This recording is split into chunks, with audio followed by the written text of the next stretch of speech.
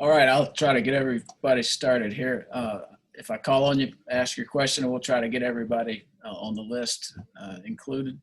I'll start today with Mark Weiser. Mark, question? Hey, Dale, how are you? Hey, Mark, how are you? Good. I want to start with, you've been with Kirby on this staff, I guess, since his first season. This obviously has been a different type of off season. Have you learned anything about him that you didn't know since you all have been dealing with obviously many other issues besides football? I wouldn't say learn anything new. I would say that we all had to deal with a lot of mental gymnastics with COVID and just the structure in your normal everyday life of going through a spring ball season, assessing your players, concluding spring, and you go into summer workouts and into fall camp. So the biggest thing is just having to adjust our normal practice routine and all those facets. Okay, thank you. All right, next we'll have Chip Towers. Chip, question? Hi, Dell. How are you doing? Hey, Chip, how are you? Thanks. The beard's looking good there. I don't know about that. Something I grew over the quarantine and cut it off, and then I grew it right back. So we'll see if I keep it. Almost James Harden.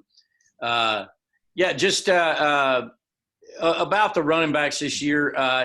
You've obviously been doing this for a long time. I'm just, where do you think this groups, have you had a transition that I guess is as significant as this? Because it seems like almost every year you've been around, there was a guy that was pretty clear he was going to be the successor. Certainly we all feel like Zeus is that guy, but it seems like more of a complete overhaul maybe than you've had. Is that true, or how do you assess what you're having to figure out to get on the field? First off, I think we have a great room. All our guys are very, very talented. They all bring certain qualities to the game of football. Losing DeAndre Swift was a big loss, but we definitely have 5 guys that are capable and will do a good job this year. Okay, next we'll go to Anthony Dasher. Dash? Hey, Dale, how are you today? Good, how are you? Good, man. How much easier does it make your job knowing that, these days it seems like you don't see a lot of running backs coming in feeling like they've got to be the guy, and understand that sharing the wealth is actually a good thing as far as the future goes? It's definitely a good thing. It's definitely a philosophy of ours. We feel like the more guys that we can play to keep our running backs fresh, they're able to be more explosive, have less mental breakdowns, and they're able to assess the game and stay involved in the game and execute at a high level when their number is called. So it definitely benefits us having a multitude of guys. And like I say, reliability and accountability is a big factor. And I feel very confident with this group. Okay, next on the list, Seth Emerson. Seth? Hey, Dale. This is a weighty issue, but it's probably something you've thought about a little bit. With the context of everything going on from the social justice movement, coronavirus, why is it important to play college football? What can you all do? What is the benefit of playing college football with everything going on? I just feel like it brings normalcy. Football and in particular athletics in general, I think it allows everyone to move away from that space and look at and enjoy the game we all grew up loving. I think it's really, really good for our kids being cooped up and not being able to do spring ball and just their normal routine, being able to come back and practice and have the social interaction, the everyday interaction we have with our players has been beneficial to them as well as us as coaches. It was tough sitting in the house, having to do all your sessions and meetings through via Zoom. So I think it's welcome. I think we've done a great job as a staff, medical staff, and ensuring that all our players are safe and everyone feels comfortable moving forward. Okay, next on the list, Mike Griffith. Mike, question? Yeah, Del. So I'm wondering, how do you go from being a DB at Auburn to a running back guru at Georgia? Uh, First, it was a blessing for me. Actually started when I was at Auburn under Gus, allowing me to enter the college realm and off the field role. So I definitely learned a lot that season. We lost to Florida State in that championship, and moving forward from there to Georgia Southern. But being a high school coach, you have to coach almost every position and have knowledge in every position. So I feel comfortable on both sides of the ball, and I think with my defensive background, it actually helps coach the running backs and help them understand what a defense is really trying to do, and really in particular in blitz pickups and assessing different looks on where running holes and running lanes are possible. How much, and for the follow-up on that, how important is it to have that 11-0 season on your resume? When you talk with kids, do you think it's important that they know that you played at the SEC level and accomplished what you did as a player? I think it helps. I don't bring it up very often. A lot of the guys that are being recruited, they don't really go past the today or the near future. So they don't really look back at those things. But I do offer those experiences to the parents, and they definitely understand that. And I think it's beneficial because a lot of the kids that come into this conference, if you've been in this conference, you kind of know what you're getting ready to go through as a player on and off the field, and just giving those parents the satisfaction and the, I would say, putting their mind at ease that they're in good hands. Okay, next we'll go to Jake Rowe. Jake, question? Yeah, Coach. You talked about having a great room, and obviously, you guys recruit so well at Georgia as far as running backs go. But who's ready to take that torch right now, in your estimation? I mean, do you have anybody right now that you feel like is having a strong camp and is ready to kind of step in and take that feature back role or take a big piece of the pie? I feel like all of our guys are putting forth great effort in the classroom as well as on the field. Definitely have two older guys in Zamir and James Cook, who's provided a lot of leadership to the room, and they bring a lot of experience. And they're definitely two guys that complement one another. And from a standpoint of understanding the offense and learning the offense the fastest, they've kind of propelled themselves in that regard. We're still in the process of developing and seeing where all the guys are going to fit. So nothing has been decided yet, but I really like our room. Like I say, dealing with COVID, everyone has to be ready to play because we never know what's going to happen.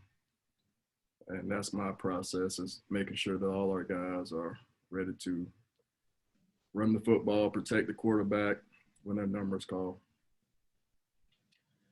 Okay, next we'll go to Greg Poole. Greg, question? Good afternoon, Coach. Hey, how are you? I wanted to ask you about readiness concerns. What kinds of concerns have you had going through the pandemic with your kids, and how is that working itself out as you ready for the season, having missed spring practice and so forth? Like I said earlier, the biggest thing is just adjusting. We didn't have a spring, but we did have a lot of walkthroughs. We had a lot of Zoom sessions, so it was a lot of mental preparation. We did lose a lot of the physical part of it, and we're making do now. I think we're up to speed from that standpoint, and just moving forward, you never know what's going to happen with COVID amongst your team. So there's always going to be a next man up mentality for us. And it's my job as a coach to make sure everyone in my room is prepared to play at a winning level. Okay, next we'll go to David Pascal. David? Hey, Del, when you go back to your playing days at Auburn, compared to now, how much more is the pass catching element of running backs being stressed? And do you find yourself working more in practice on pass catching with your running backs than maybe you did when you even first got to Georgia? We've been doing it ever since I've been here, but it is definitely a benefit because in the next level, which all our guys aspire to be, you have to develop that part of your game if you want to be an every down running back, and it just adds value, and it adds various things to our offense as well. So the more you can do, whether it's catching the ball, running great routes, protecting the quarterback, creating yards in the running game, the better off you're going to be with us and in the future. And how do you feel about your 5 right now? Do you feel that all 5 are pretty capable of that? I do feel like all 5 are capable. Some are better than others, and that's the development part, and that goes on me, and I have to take that and develop the guys that has a shortcoming in that area. Thank you. Okay, next we'll go to Zach Klein. Zach, question? Hey, Coach, another year, another new offensive coordinator. Without giving away state secrets, how are things maybe changing philosophy-wise under Todd and progressing throughout the year? First off, Coach Monken's a great offensive mind. He brings a lot of knowledge, experience. He's done it on the NFL level, college level, at a successful rate. So we're in great hands as far as that's concerned. I think we're going to be a balanced football team, and I think we're going to try to put our players in the best position to be successful, whether it's running, throwing the ball, or both. So I think that's going to be a wait and see deal. Okay, next we'll go to Dean Legge. Dean, question? Hey, Del, I wanted to ask you kind of a back in the day question. When you were with Isaiah, running up to his recruiting, signing day, can you remember how, I don't want to say wild that was, but sort of complex that was? And what are your memories about that time at Carver? It was definitely a time where he was considered one of the best backs in the country. Every college was pursuing his services. He was definitely a special talent. Unfortunately, things didn't work out here, but I think he still proved that he was a NFL quality player, despite the shortcomings here at the University of Georgia. And, I still talk to him to this day, and he's doing well, has a son of his own. So very proud of having coached Isaiah. Do you think all the other guys I've coached there at Carver? Do you think, Del, do you think that recruiting has changed a lot in that time? I mean, you're recruiting guys like Isaiah now. What's the difference between now and then? Is there more attention now? I think there is, just because of the social media piece has increased and kind of sped up things.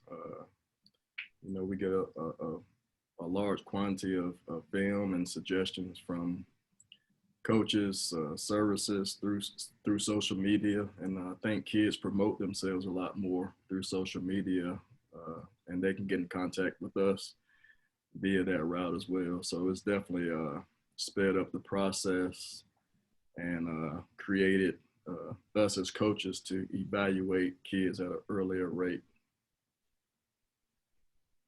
Okay, next on the list we'll go to Jed May. Jed, question? Hey, Coach. When we talked to Coach Monken last week or whenever it was, he mentioned something about, maximizing the offensive players' skill sets. How do you see that working out with the running backs you have, especially when you've got guys who seem to have different skill sets like, Zamir and James, for example?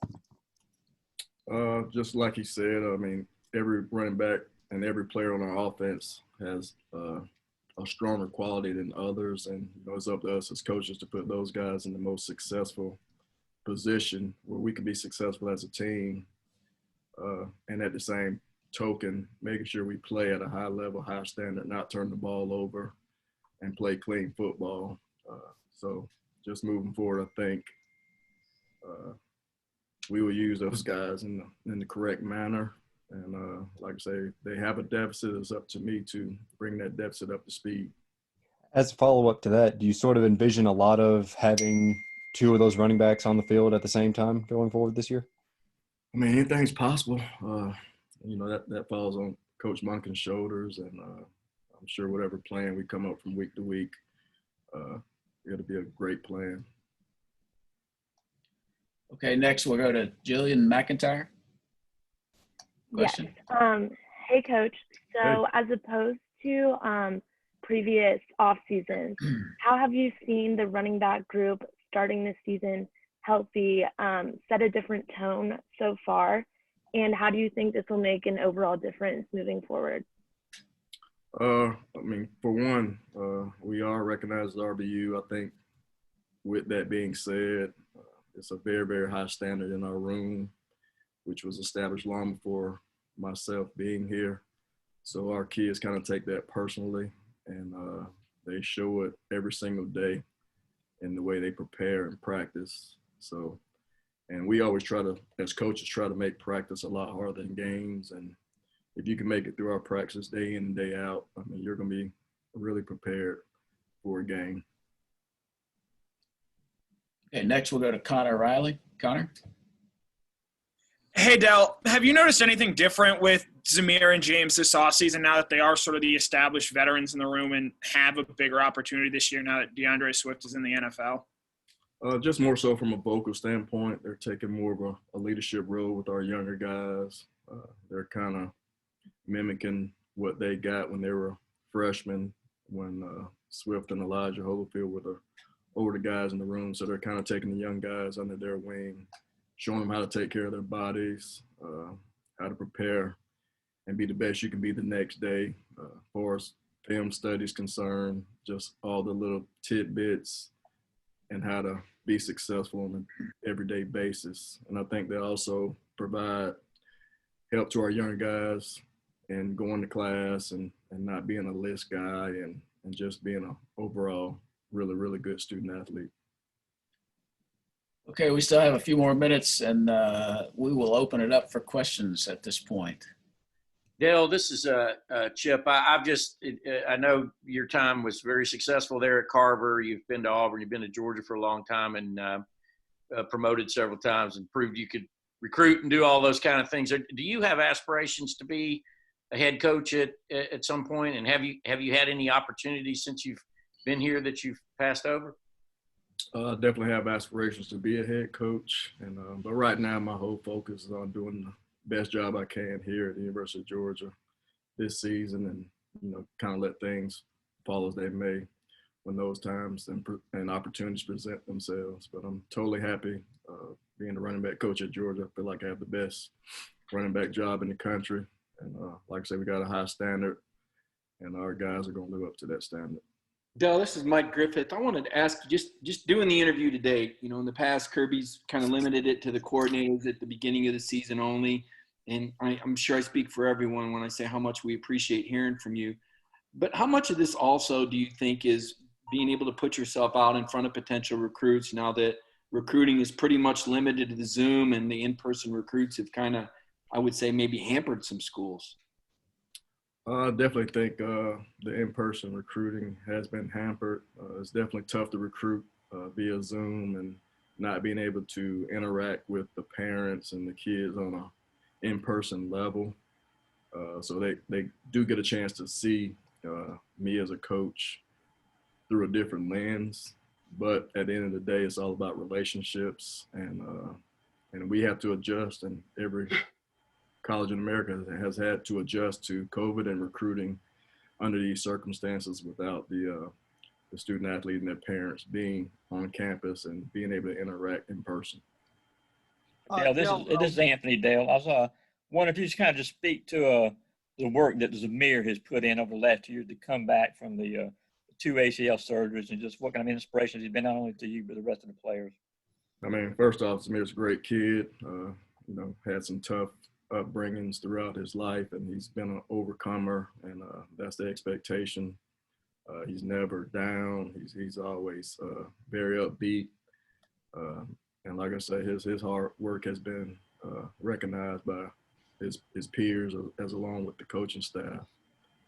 So just much love for Zamir and the way he's embraced 2 knee injuries. That's a very tough feat to overcome, but he's a spiritual person and has all the faith in the world in our training staff, and he has faith in himself as well. So expecting a lot of big things out of him this year. Del, when it comes to these, with the assistant coach stuff, I mean, obviously Todd Monken is the guy everybody wants to talk about, new offensive coordinator. But you got Matt Luke there as well, and you've actually had a chance to prepare for a game with Matt Luke. What kind of new ideas has he brought as far as expertise as offensive line and even being a coordinator and a head coach, and kind of what newness has he brought to the table since coming? Coach Luke's a great man. He brings a lot of energy. I think his players and along with our other teammates respect him.